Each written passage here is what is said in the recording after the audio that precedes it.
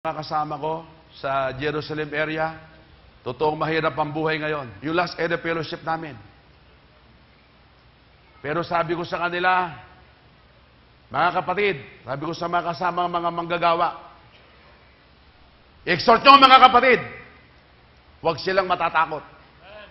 Kahit panahon ng kahirapan, pagbutihin natin ang ating kaloob sa ating area fellowship, ang ating special offering.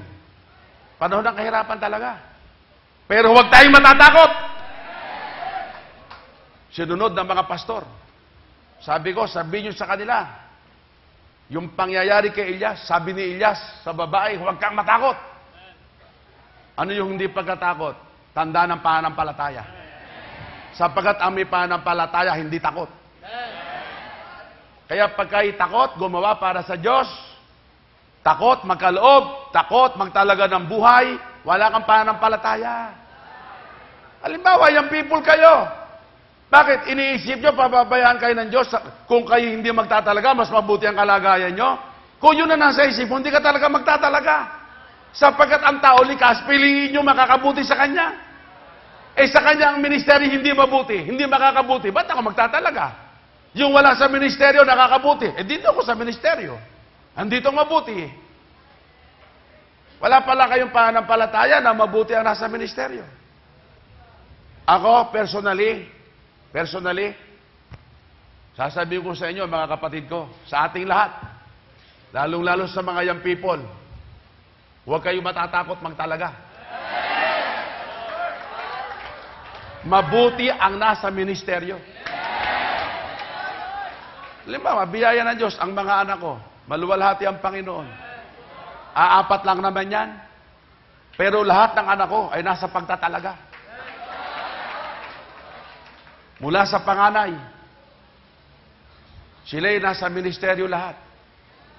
Yung pangalawa ko, mga kapatid, masakit sa magulang, ang mula pa ng maliit, inalagaan mo sila, araw-araw nakikita mo sila, nasisilip mo sa higaan nila. Ngayon, mga kapatid, hindi bale. Kung ang isip mo kaya nasa abroad, kikita ng pera, natitiis mo. Dahil di bale, may pera naman. Eh, hindi magmiministeryo yun doon.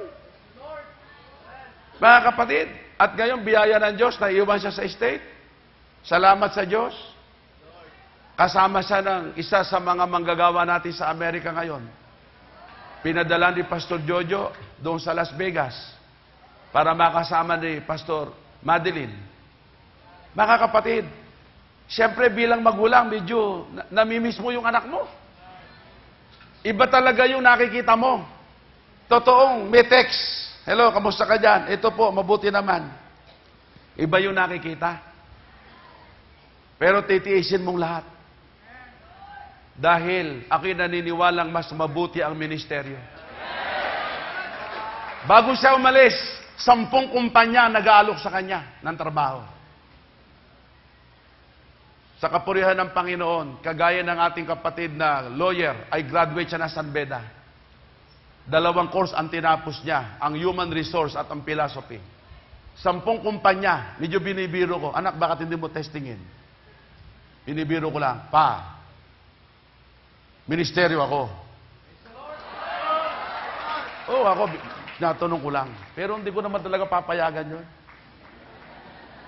Pag sakali, mga kapatid, sa kapurihan ng Panginoon, kung may pananampalataya ka, mabuti ministeryo, ba't wala ka sa ministeryo? Ano talaga nasa isip mo? Hindi mabuti ang ministeryo, mahirap buhay dyan. Walang pera dyan, kawawa ka dyan. Puro trabaho ka dyan. Maraming stress dyan, di ba may stress, may pera naman. Sa ministeryo, puro stress, napakahirap. Oh. Tatanda ka, wala kang pag-aari. Eh, ang apostol nga, walang pag-aari. Walang maiiwan sa kanyang mga anak, bahala sila. O, ito mo yan. Pero kung ikaw talaga may pananampalataya, mabuti ang ministeryo. Amen. Hindi ba ang mabuti, pinagpapasyahan? Amen. Ang hindi mabuti, ayaw mo?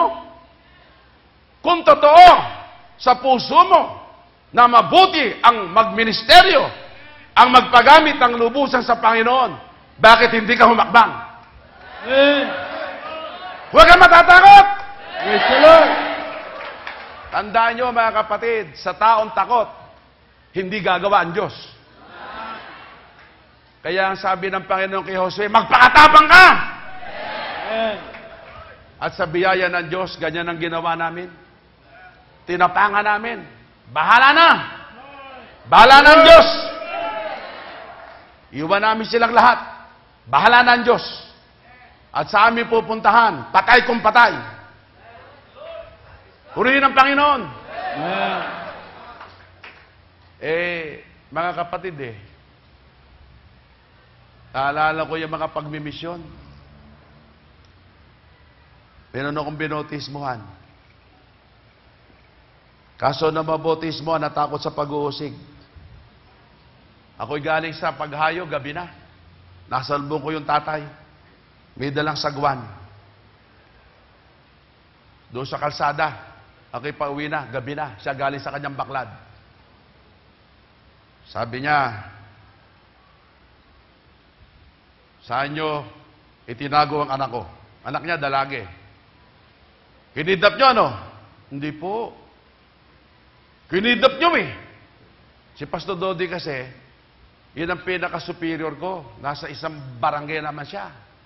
Ako naman, nasa isang barangay. Iba-iba lugar namin, Kumbaga, parang kaming military, kanya-kanyang destino, Ay, ako nag-iisa. Nag-iisa ako, wala akong probi, Walang probi-probi. Sabi sa akin, ilabas mo ang anak ko. Ay, hindi po, Sabi ko, hindi ko nga po alam kung nasaan siya, Kinidnap nyo, Sabi ko, hindi po. Isipin nyo lang, kung kinidnap ko ang inyong anak, bakit andito pa ako? Dapat kung kinidnap ko ang anak nyo, ako mismo kumidnap, wala na.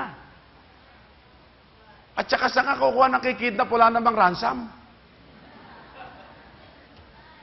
Wala namang dinidemand na ransom sa kanya. Hindi po ako po mangangaral. Hindi ko po pwedeng gawin nyo. Kita nyo hanggang ngayon galing ako sa pangangaral. Ay, ayaw maniwala. Biglang umikot yung sagwan. Mabuti kung yung sagwan palapad ang tama rito. Hindi Pag ganyan, naku, hindi ko makahinga. Mabuti-buti ngayon, malaman-laman ako ngayon. Noon mga kapatid, talagang masyadong manipis ako noon Kaya absorb ko yung hato ng sagwan na pataga. Hindi ako makahinga. Siyempre, magdaragat yun, malakas yun. Tiniis ko. Sabi ko, di na bale. Bahala na lang ang Panginoon. Hanggang sa akin, nagpunta mga kapatid doon sa isang barangay, doon ako nag-Bible study. Doon ako ginabi. Umuwi ako.